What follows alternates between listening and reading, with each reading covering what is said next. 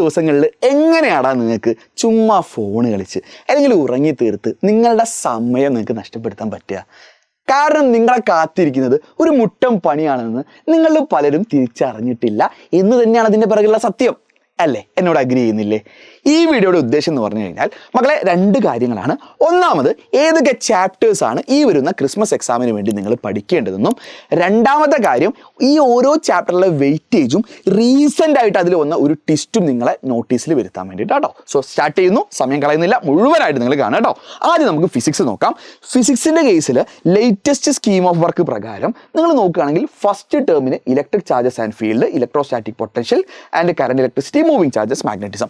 ഇതിൻ്റെ അപ്പുറം ഫസ്റ്റ് ടേമിൽ ഇല്ലായിരുന്നു, സത്യമാണ്. നമ്മുടെ ഓണപരീക്ഷയ്ക്ക് 4 ചാപ്റ്റേഴ്സ് മാത്രമേ ഉണ്ടായിരുന്നുള്ളൂ. ഇനി സെക്കൻഡ് ടേം, അതായത് ക്രിസ്മസ് എക്സാമിൻ്റെ കേസ് നോക്കുകയാണെങ്കിൽ മാഗ്നറ്റിസം, മാറ്റർ തൊട്ടിട്ട് വേവ് ഒപ്റ്റിക്സ് വരെയാണ് സെക്കൻഡ് ടേമിലുള്ളത്.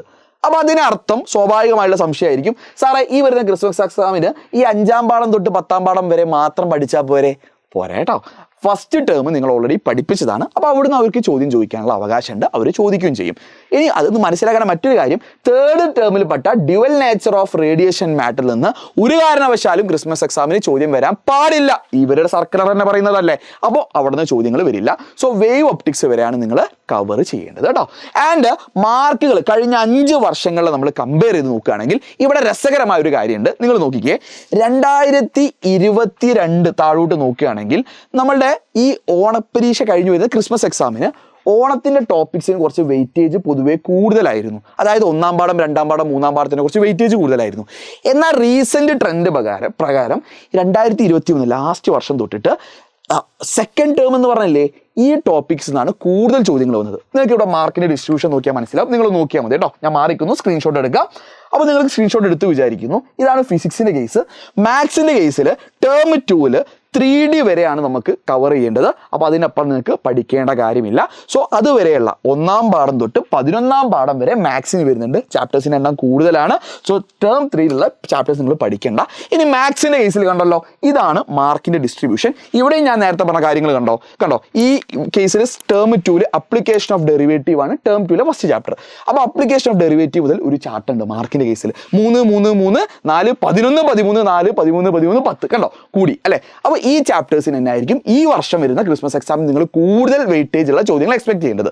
ആൻഡ് ഇപ്പോൾ കെമിസ്ട്രിയുടെ കേസിൽ നോക്കിയാൽ ഇതൊക്കെ തന്നെയാണ്. അതായത് സെക്കൻഡ് ടേമിൽ കോർഡിനേഷൻ ഓഫ് കോമ്പൗണ്ട് മുതൽ ആൽഡിഹൈഡ് വരെയാണ് നമുക്ക് പഠിക്കേണ്ടത്.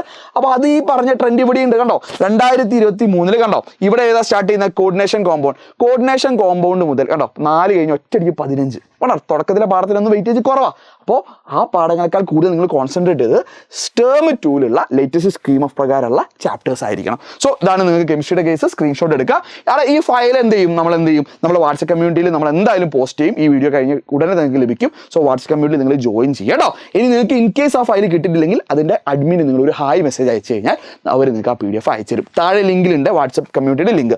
ആൻഡ് ഇത് ബോട്ടണിയുടെ കേസാണ്. ബോട്ടണിയിൽ ഓർഗാനിസം ആൻഡ് പോപ്പുലേഷൻ വരെയാണ് ടേം 2-ലുള്ളത്. ആൻഡ് വെയിറ്റേജ് നിങ്ങളൊന്ന് സ്ക്രീൻഷോട്ട് എടുത്തോളൂ. ആൻഡ് സുവോളജിയുടെ കേസ് നമുക്ക് ഹ്യൂമൻ ഹെൽത്ത് ആൻഡ് ഡിസീസ് വരെയാണ് നമുക്ക് എന്തുള്ളത് ടേം 2-ൽ അവർ കൊടുത്തിട്ടുള്ളത് കേട്ടോ.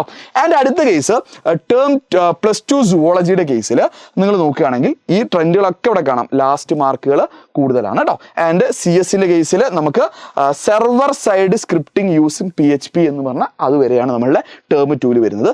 ലാസ്റ്റ് ഇയറിലെ ചോദ്യങ്ങൾ നോക്കുകയാണെങ്കിൽ നിങ്ങൾക്ക് അതേപോലെ തന്നെ ആ ഡിസ്ട്രിബ്യൂഷൻ കാണാൻ പറ്റും. സോ നിങ്ങൾക്ക് ക്ലാരിറ്റി വന്ന് വിചാരിക്കുന്നു. വീഡിയോ യൂസ്ഫുൾ ആണെങ്കിൽ ഫ്രണ്ട്സിനൊക്കെ നിങ്ങൾ ഷെയർ ചെയ്യുക. സോ അടിപൊളിയായിട്ട് പഠിക്കുക മക്കളെ. എഡ്യൂപോർട്ടിൻ്റെ ഒരു കിഡിലൻ ലൈവ് ഈ വരുന്ന മൺഡേ ഉണ്ട്. നിങ്ങളെല്ലാവരെയും ഫ്രണ്ട്സിനെ കൂട്ടി വരിക. അത് തൊട്ടിട്ട് നമ്മൾ ഫ്രഷ് ആയിട്ട് സ്റ്റാർട്ട് ചെയ്യും. 0 തുടങ്ങി വെറും 7 ദിവസം കൊണ്ട് മുഴുവൻ ടോപ്പിക്ക് നമ്മൾ കവർ ചെയ്യും. ആൻഡ് ഇംഗ്ലീഷ് ആൻഡ് ലാംഗ്വേജ് നിങ്ങൾ ചോദിക്കുന്നത് എനിക്കറിയാം. അത് നിങ്ങൾ എന്ത് ചെയ്തോളൂ, താഴെ നിങ്ങൾ ആവശ്യമുണ്ടെങ്കിൽ ഒന്ന് കമൻറ്റ് ചെയ്തോളൂ. അത് നമ്മൾ സെപ്പറേറ്റ് വീഡിയോ ആയിട്ട് നിങ്ങൾ ആവശ്യപ്പെടുകയാണെങ്കിൽ നിർബന്ധമായിട്ട് ചെയ്യട്ടോ. സോ ബൈ, നെക്സ്റ്റ് വീഡിയോയിൽ കാണാം.